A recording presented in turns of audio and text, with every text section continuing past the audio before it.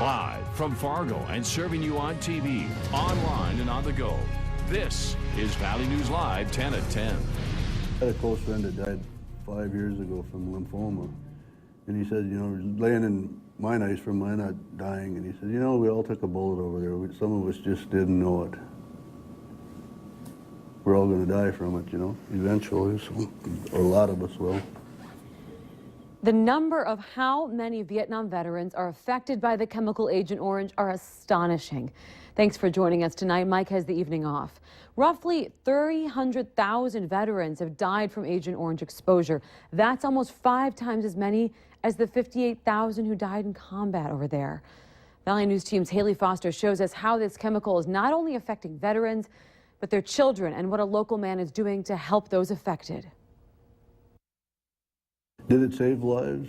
No doubt. Over there it did, but nobody knew it was going to be taking them later. Agent Orange. It's a highly toxic herbicide used by the U.S. military to kill vegetation during the Vietnam War. According to Dan Stenvold, the president of the North Dakota VVA, 1 tablespoon of Agent Orange in the drinking water of Los Angeles would kill the entire city. That toxicity is coming back to haunt veterans, and it's also affecting their children. Well, my dad was a Vietnam veteran. My brother has brain cancer, believed to be caused by Agent Orange, passed through my father.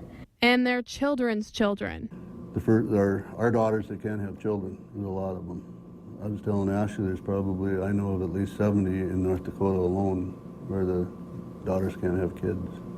11 million gallons of Agent Orange were sprayed in Vietnam, over 20 million acres, putting 3 million Vietnam veterans and their families at risk.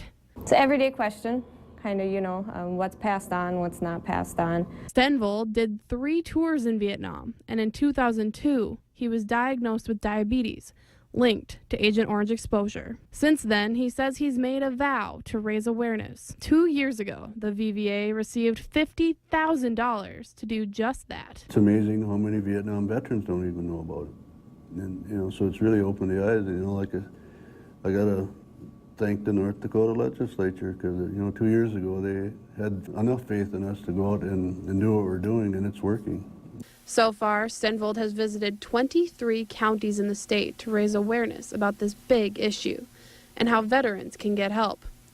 A movement he's now dedicated his life to help hundreds of families suffering from the effects of Agent Orange. In Fargo, Haley Foster, Valley News Live. Now, McNeilus Steel in Fargo also gave $1,500 to this cause. Right now, there are about 50 diseases connected to Agent Orange exposure and nearly 20 birth defects recognized in the children of Vietnam veterans. Well, the Moorhead Police Department wants the community to know about 2 level 3 sex offenders who moved to town. Phoebus Apollo is living in the 700 block of 8th Street South, and Apollo had sex with a 13-year-old girl who he then forced into prostitution. Then Alan Jemgoshian is permanently living in Fargo, but he lists a second address in the 800 block of 23rd Avenue South in Moorhead. Jemgoshian forced his victim to have sex with him. If you have any questions for police, the community hearing and meeting is happening on Monday, March 23rd. Head to Concordia Knutson Campus Center at 7 p.m. Some drastic changes to the way that child abuse is investigated in Minnesota. A new law will allow child protection workers to look at previous abuse reports. And child protection workers say the new law will allow them to do their job better. A local daycare director says the change is long overdue. What am I supposed to do? Am I just supposed to file report after report after report after report when some of these reports that we file, they're pretty intense? And to have them come back saying they don't meet the criteria, it's like, what needs to be happening in order for them to meet the criteria? Since 2011, Clay County child protection workers are investigating more than 90% more cases. Foul play is suspected in the death of a 64-year-old man in northwestern Minnesota. The name of the man has not yet been released, but we do know it happened in a rural home just outside of Viking, Minnesota. That's about 18 miles northwest of Thief River Falls. A neighbor says the victim was a great guy, and it's a mystery how this could happen.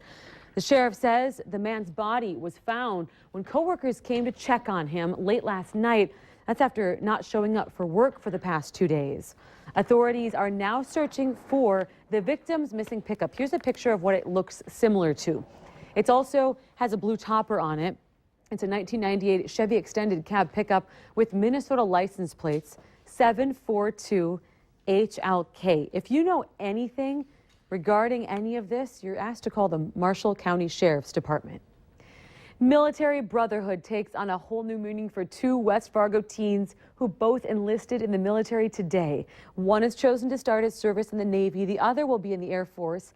Valley News Team's Macy Enger joins us now to explain what led them to take on this duty. Macy? Yes, Steph, it's a long-running tradition in this family to serve in the military. And today, these two men will keep that going for another generation. Even though they'll serve in two different branches, travel to different places, and choose different jobs, it won't change one thing. They'll always be brothers. I state your name. A short ceremony. Do solemnly swear An oath of enlistment. to support and defend the Constitution. No longer than 2 or 3 minutes. But even in that short time, these two brothers take on a huge task, protecting our country. It feels really inspiring, like I'm ready to do something now. Brendan Friswold left his job to be in the Air Force, and West Fargo High School senior Ian Friswold heads to the Navy. Put me on the path to success. Decided I want to kind of change a pace, get a little experience and travel the world and serve my country. I'm very proud of both of them. I always knew Ian would join the military, whether, what branch it was. But when Brendan came up to me in November and said that he was interested, I was all on board. With 23 years under his belt, the boys say their stepfather has been guiding them every step of the way, And the officer even swearing in his two sons. You're officially in. For me, it's one of the proudest things I've done in the military. A moment to be shared with the entire family, who know just how these boys feel to enlist. In my family, my grandfather served in World War II, my dad served in Vietnam, and then their mom served in the Nurse Corps in the Navy. Their dad also served as a hospital corpsman. So it's been a family tradition. They're completely behind me, 100%. Those few minutes have changed both brothers' lives. Kind of just how it always has been. Kind of done the same thing together. But it won't change the fact that they'll always be family. That's everything. Now the next step for the brothers, Ian will finish up his senior year and then head to Florida for basic training in August. And Brendan will ship out to San Antonio, Texas in July and start his military career. Stephanie? A whirlwind, but a great, great family and a great start. Thanks, Macy. In the first 7 months of training, the boys will also earn their associate's degree in applied science. Residents in one north of Moorhead neighborhood can sleep a little easier tonight. A little. Around-the-clock work on a sewer repair system is over. One viewer sent us this cell phone video of crews working at the intersection of 9th Street and 5th Avenue North at 3 o'clock in the morning. What you can't hear is that it was blaring loud jackhammers and machines. The reason for all the commotion is sewer lines serving over half the city of Moorhead corroded at the bottom of the 25-foot deep hole there. Once crews started, they really couldn't stop because it affected such a large area. The city says that they didn't notify people in that area, though, because there was really no immediate emergency. Valley News Live 10 at 10 continues with No Wait Weather. Well, we've had a little bit of everything today. Overnight last night we saw more aurora before the clouds moved in, and then came the rain and even some snow. Yeah, snow, crazy. I know a lot of people are done with it. Now that we've hit 60, 70 degree weather, I think everybody was ready to move on, continue spring. But winter isn't done with us yet. We have a couple of rounds of snow possible coming up in the forecast, and that started today. This picture was taken between Oaks, North Dakota and close to the Britton, South Dakota area. That's at least where Jason Rick said he saw snow falling throughout his trip between the two towns. And it looks like some snow coating the road earlier this evening in that Britton area in South Dakota. We still have more snow falling, a lot of it melting once it reaches the surface, especially on those road surfaces that are still a little bit warmer. But grassy surfaces have picked up a light coating of snow, and it's spreading a little farther north. Devil's Lake may be seeing some flakes at this point, and off to the east as well. Got a report at the top of the hour of some light snowflakes flying around in Wadena, also over toward Fergus Falls. Fargo, Moorhead's been in this little pocket of warmer air, likely just seeing some raindrops at the moment, but there have been times where we've seen some snowflakes falling in the Fargo-Moorhead area as well. Very light in most spots, but there may be a couple of pockets where it's falling a little bit heavier, reducing visibility a little bit at times. So again, this is down in Lakes Country now. It extends over the Red River toward Wahpeton, Breckenridge, Cass County, Valley City also has a little bit of slush on the roadway there, and that extends again up toward Devil's Lake, New Rockford, and the Carrington area where we've had some snow off and on in that region tonight. Radar satellites in the more expanded view shows cloud cover across much of the area. There's still a couple of pockets in the north and east where we're a little bit on the clear side. You may still see some aurora tonight there, but I think that mostly cloud cover is going to block the view for any of us who might want to see any lingering northern lights. And again, the snow and the scattered rain showers continuing to very slowly move eastward. Here's a look at our temperatures: 35 degrees in Fargo, 36 in Grand Forks. We're at the freezing mark in Jamestown, Valley City, Oaks, helping to contribute to slushy roadways. 32 in Wahpeton as well, and this extends all the way over toward Wadena. And below freezing up in Roseau, we're at 30 degrees there at the moment. So here's a look at our forecast for tonight. We're going to continue watching those clouds spreading eastward, and with that, the chance for some precipitation. Our model brings it as far north as northwestern Minnesota here. Thief River Falls extending over toward the Red Lake area, Bemidji, by tomorrow morning. This is 8 o'clock in the morning. So some of us could still see some flakes through the overnight hours into the early part of the day tomorrow. And in addition to that, perhaps a couple of sprinkles too. Temperatures right at near the freezing mark into the overnight hours and starting off our day tomorrow morning.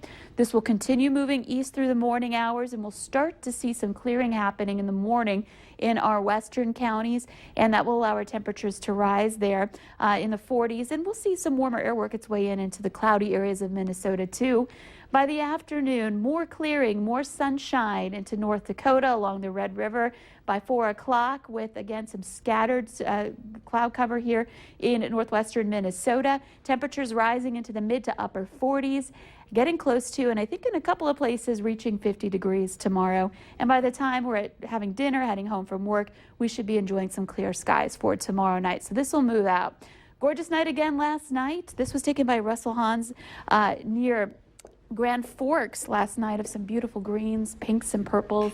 And for the rest of the week, Friday, first day of spring, 44 degrees will be your high, but there's some snowflakes in your forecast for Friday. For some of us, this weekend feels still like winter with highs in the 30s. Oh, goodness. Well, it'll come soon enough, the warmth. It will come, and we're still above average for this time of year. Good. All right, thanks, Lisa. Still ahead for us, Microsoft has a new wave of technology where your face could unlock your phone. But first, why winter allergies could still be getting the best of you.